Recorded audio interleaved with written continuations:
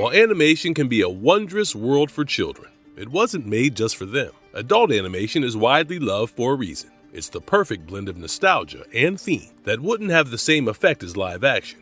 In the last 2 decades, Adult Swim has begun airing animated sitcoms, satire, mockumentaries, and sketch comedies, among many other features aimed at an adult audience. By no means was this a new trend. Truly bizarre animated films have been made since the 70s in a style so mind-boggling that they seem to transcend all earthly standards. In this marvelous video, we're going to count down 10 of these strange animated features that you should definitely watch if you haven't already. Before we go into our explanation, we have a very small request. If you like our content, please support us by subscribing to our channel. This is a small click for you, but for us, it means a lot. Thank you. Let's begin.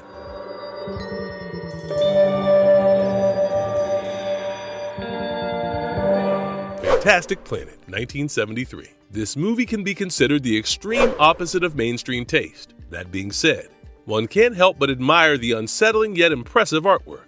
Directed by René Laloux, Fantastic Planet is considered an experimental indie animated film. To put it simply, the film is an allegory with the premise following giant blue humanoid aliens, known as Drogs. They considered humans as their pets, or even pests. The humans, known as Oms in the movie, were brought to a strange planet named Igam, which has the highest technological and spiritual advancement. The Oms were mercilessly slaughtered to keep their population in check, but one human child managed to educate himself and eventually ran away. He encountered a hidden tribe of survivors who were looking to replicate the drog technology in order to escape the planet. They sought to escape Igam and shuttle to its moon, the Fantastic Planet, where they could live in hard-earned peace. As bizarre as it was, the story spoke about genocide, a lesser species gaining higher consciousness, and silent mutiny. It was interpreted as an allegory for animal cruelty, human civil rights, and even racism. It also portrayed how human life can never be extinguished. Life will always preserve and find a way. The stakes in the movie were terrifying, with humans absurdly being reduced to pests that could be exterminated. As expected, the film gained an appreciative critical response for its message. Although an uncomfortable watch for some, it was said that the movie crackled with emotional and political resonance, and a jarring look at intolerance. Fantastic Planet was awarded at the 1973 Cannes Film Festival. If you chose not to look into the deeper themes of this movie, you would still be left with a trippy animated feature that feels forbidden to watch.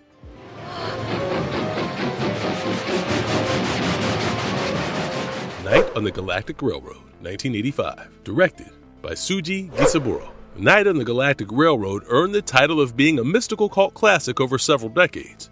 After its initial release, the story revolved around Giovanni, a blue cat who was teased by his classmates for not knowing what the Milky Way was made of. On the night of the Centaurus Festival, also known as the Festival of Stars, Giovanni realized he could not escape the mocking of his bullies. He fled to the edge of the town to watch the festivities from a distance. Just then, a cosmic train appeared before him, and upon boarding, the blue cat met his kind classmate named Campanella. The two cats laid their eyes on countless eerie but beautiful sights. The hymn, "Nearer My God to Thee," ominously played in the background, just as a tutor and 2 children boarded the train. They had previously been on the Titanic, which recently met its tragic demise. The final destination where all passengers got off was the Southern Cross constellation, into a very Christian heaven. Campanella eventually got off the train and trailed into the darkness beyond. Giovanni returned to his world to realize that his friend had drowned, saving one of their classmates. A journey through the infinite cosmos, and perhaps the afterlife. This film is a story of death and reincarnation, an ode to those who gave themselves for others. The movie was based on the 1927 fantasy novel by Kenji Miyazawa. Although an animated feature, this film is profoundly haunting with a tragic ending. It portrayed death in its most peaceful sense, a gentle acceptance of what was always inevitable. Night on the Galactic Railroad was yet another film in which you would find endless symbolism in every other shot. All versions of the book and movie were appreciated and recognized by adults who understood the deeper themes. At just a glance, Night on the Galactic Railroad is about 2 kittens on a metaphysical journey.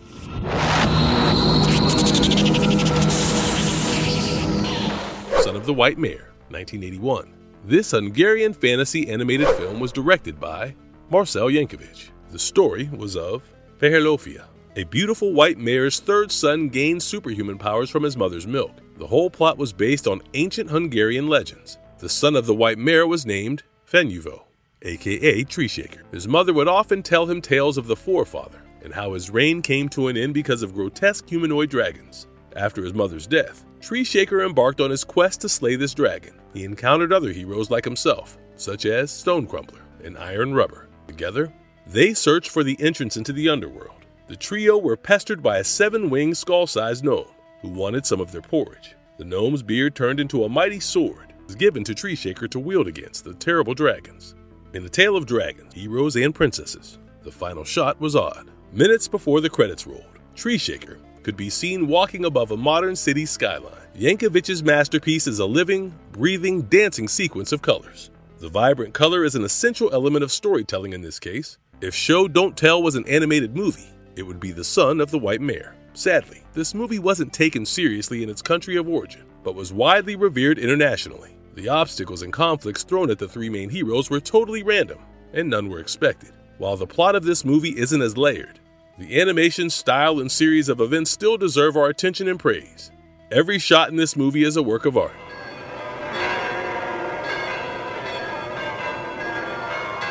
Angel's Egg, 1985, directed by Oshii Mamoru. Angel's Egg might be one of the most striking adult animations to exist. The heart-wrenching tale began with a little girl protecting a mysterious egg in a primordial, desolate world. The girl clung on to the hope that the egg might hatch into an angel. The only other character in this weird world of theirs was a young boy who always carried a gun with him. The two befriended one another until the boy suggested that they could try cracking open the egg to see what was truly inside. The boy told her about a non-existent bird that was supposed to be in Noah's Ark, but it sailed without it. The girl, on the other hand, brought him evidence in the form of an angel's fossil. The boy broke the egg behind her back. The girl fell into the sea just as the world was revealed to be sitting on top of the hull of a ship. Angel's Egg was very ambiguous, but, at the same time, mixed in religious motifs. In what looked like a post-apocalyptic world. Did you know that this film was intended to be a comedy, but the whole tone was changed? Once Oshii looked at the animation, the movie always raised the question, what does it all mean? Apart from appreciating the visually intriguing artwork, Angel's Egg takes us on a journey while putting our imaginations to work. That may be what the film intended its viewers to believe. What if there is no meaning, no references to religion, and the strangeness of dreams? What if it was meant to be taken just as it was, at face value? The Plague Dog, 1982. As heartbreaking as this animated film by Martin Rosen was, it still kept its spirit of adventure. 2 dogs named Ralph and Snitter were among a pitiful group of animals trapped at a research facility. They were used as lab rats for cruel experiments. Snitter had his head sliced open for experimentation on his brain, while the researchers repeatedly drowned Ralph, only to keep reviving him. The 2 dogs eventually managed to escape and tasted sweet freedom for a few fleeting moments. Soon enough, they were faced with more harsh realities as they were left to fend for themselves, with no one to rely on but each other. They came across the Todd, a sly-looking fox who decided to teach them how to hunt in the wild. To their horror, their captors from the research facility were on the hunt for them. Escaping from their former cage seemed to be dangerous, as the 2 dogs were relentlessly faced with heartless men with guns, seeking to shoot them dead. Their friend, Todd, seemingly sacrificed himself, and in the end, Ralph and Snitter found themselves cornered by the coast. Snitter looked out to sea and spotted an island. He wished to swim towards the island instead of being shot by humans, who had no space for mercy in their hearts. Ralph greatly feared water, yet followed his friend until the end. The ending of the movie was ambiguous. Did the 2 dogs make it to the island? Did Snitter imagine the island moments before drowning? The animation style of the Plague Dogs invoked nostalgia, yet a sadness so deep that the movie classifies as a tearjerker. Many believe that Ralph knew that there was no island and consciously chose to follow his Snitter to die in the comfort of their friendship. They decided a death that would be done quickly instead of a prolonged one at the hands of others, which would also remind them of where they escaped from.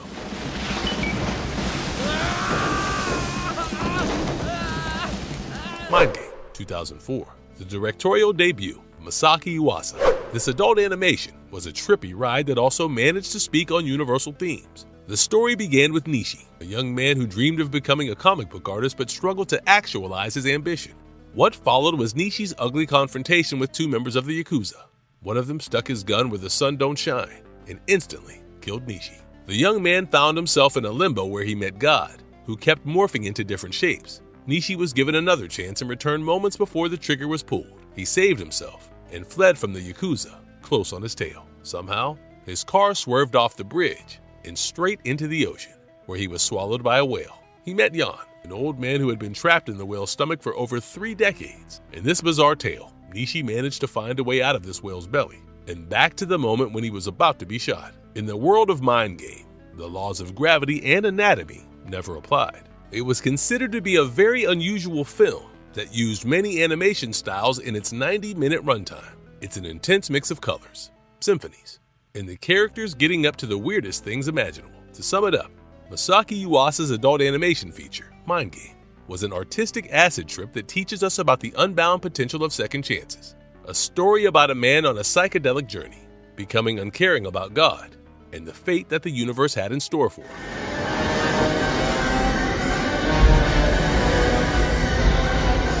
Heavy Metal, 1981. A trip beyond the future, into a universe you've never seen before. This raunchy sci-fi anthology film claimed to be all that, and then some. The fantastical stories came one after another, being tied together with the sum of all evils. The story that kickstarted the anthology began with an astronaut named Grimaldi landing on his home planet, where he had something to show his daughter. When Grimaldi opened his case, a green orb known as Lochnar claimed to be the sum of all evils. In one of these stories, a taxi driver drove his way through a depressingly dystopian New York of the future. He stumbled into rescuing a woman who ended up wooing him. Her father was supposedly killed by the Lochnar sphere. But when the woman tried to double-cross our jaded taxi driver, he pulled the disintegrator on her, which did precisely what it's named. That's not all. This film portrays story after story of a reanimated flight crew made up of zombies, very strange robot-human action, and abundant snorting of a drug named Plutonian Nibor. This genius of a movie was adapted from a magazine of the same name. Heavy Metal was an adult animation in its most literal sense. Over the years, this film has gained the status of being a cult classic, with audiences appreciating the filmmakers for keeping it morbidly fun and offbeat. The film was as though an exciting comic book had come to life, with an electrifying title song and rotoscope characters. Although, given the time it was made, Heavy Metal is also considered to be a bit dated in its portrayal of women. Asparagus, 1979. This hand-painted masterpiece by brilliant filmmaker Susan Pitt was suggestive to say the least. The surrealist movie began with a serpent snaking down a woman's leg, after which she pooped out asparagus.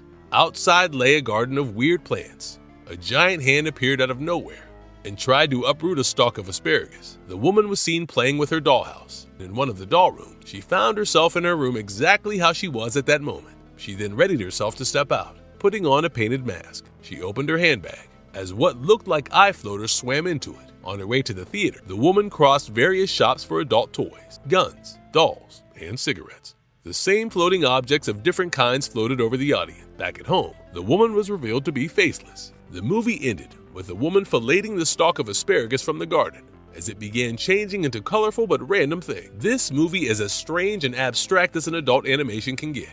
But what does it all mean? This experimental film by Pitt was art that she poured her undiluted and uncensored dreams into. Asparagus can be interpreted as a jarring, erotic visual poem by a faceless woman grappling with her identity. This fever dream of a short film was meant to unravel like a daydream, as intended by the maker. Along with identity, the film also explored fetishism, gender, domesticity, nature, power, and sexual politics. For Susan Pitt, the phallic asparagus is supposed to be nature and wholeness, while the faceless woman is said to be a magician and mother figure. Finally, the random objects supposedly represent narcissism. Go figure, Will. American Pop, 1981. A heart-wrenching musical drama was another stroke of Ralph Bakshi's genius. A young Zalmi and his mother escaped Imperial Russia into New York City, where the young boy began working at a burlesque house. Here, he was brought into the world of show business and soon dreamed of becoming a singer himself. During the First World War, Zalmi traveled around performing for the troops, but eventually got his singing career shot down. He took up being a clown and fell in love with a stripper named Bella. Zalmi promised to make his love a renowned singer, got his hands dirty with a bomb in order to fund her dreams. Bella was killed, and Zalmi fell into a bad state. The tragedy of his family was carried on for generations. Their son Benny served in World War II, during which he was shot by a Nazi just as he played a blissful tune on the piano. Benny's kid, Zalmi's grandkid, took a liking to the wrong crowd and joined a junkie rock band. Finally, we get to see Pete, Zalmi's great-grandchild, who turns out to be an exceptionally talented musician. His performances were fondly watched by his ancestors before him, a bittersweet ending all in all. Other than The Lord of the Rings, many considered American Pop to be Ralph Bakshi's magnum opus. It's a tragic tale of broken dreams and musical montages. Through the passage of time, the movie was animated entirely through rotoscoping, which involved drawing over live-action footage. This gave the whole movie a semi-realistic, uncanny valley effect, which added to its weird charm. If you want to groove along to some smooth tunes, this should be on your watch list. It's Bakshi, after all. The Brave Little Toaster Goes to Mars, 1998. At first glance, this film looks as innocent as any Disney direct-to-video animation. The story begins with Chris and Rob's son, Robbie, being born. One night, the hearing aid in their new house escaped its drawer and went into the attic. The toaster suspected something fishy and, sure enough, saw him talking to someone in space. The next night, hearing aid sneaked out again, but this time was followed by baby Robbie. Lampy and Toaster tried to stop the kid, but he was beamed up and flown to Mars with the help of Wittgenstein, the supercomputer, microwave, laundry basket, and ceiling fan. The appliances launched themselves into space. They were instantly approached by an army of military toasters, commanded by a giant fridge. This isn't a fever dream. Keep up. The Supreme Commander, the fridge, planned to nuke Earth to throw out these abandoned appliances for being obsolete. But little Robbie touched the Supreme Commander's fridge, which reminded him of the innocent lives that would be lost by his actions. In the end, humankind wasn't wiped out for throwing out their old refrigerators, and all the appliances celebrated a cozy Christmas together. Although this movie can't sit the artistically striking indie film we've spoken about so far, Toasty, That Goes to Mars, still touch pretty adult themes like, well, nuclear war for one. The appliances garnered enough affection to get a franchise on their own. The film's style of animation chose to remain classically nostalgic. As raving as the plot seems, it is still a story of friendship, teamwork, adventure, and a refrigerator with genocidal tendencies.